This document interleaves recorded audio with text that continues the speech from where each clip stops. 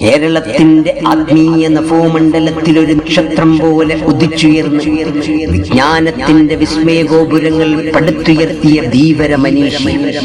പള്ളി ദർസുകളിലെ കിതാബുകൾക്കിടയിൽ നിന്ന് അന്താരാഷ്ട്ര വേദികളുടെ ഉന്നതങ്ങളിലേക്കൊരു സമുദായത്തെ കൈപിടിച്ചുയർത്തിയ കർമ്മയോഗി.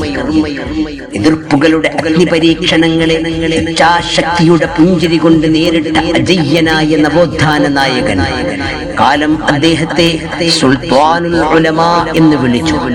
ചരിത്രം അദ്ദേഹത്തെ ഇന്ത്യൻ ഗ്രാൻഡ് മുഫ്തി എന്നടയാളപ്പെടുത്തി. പക്ഷേ സാധാരണക്കാർക്ക് അദ്ദേഹം അവരുടെ പ്രിയപ്പെട്ട AP ഉസ്താദാണ്. എന്തുകൊണ്ടാണ് അദ്ദേഹം ലക്ഷങ്ങളുടെ ഹൃദയസ്പന്ദനമാകുന്നത്? അറിയണം.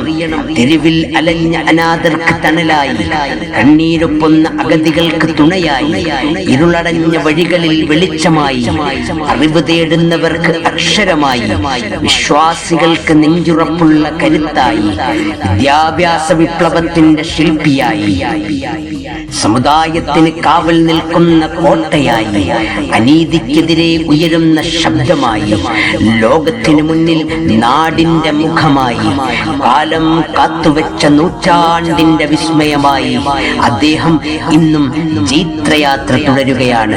ബഹുമാനപ്പെട്ട കാന്തപുരം AP അബൂബക്കർ ഉസ്താദ്, അങ്ങേക്ക് കരുനാഗപ്പള്ളിയുടെ മണ്ണിലേക്ക് ഹൃദ്യമായ സ്വാഗതം.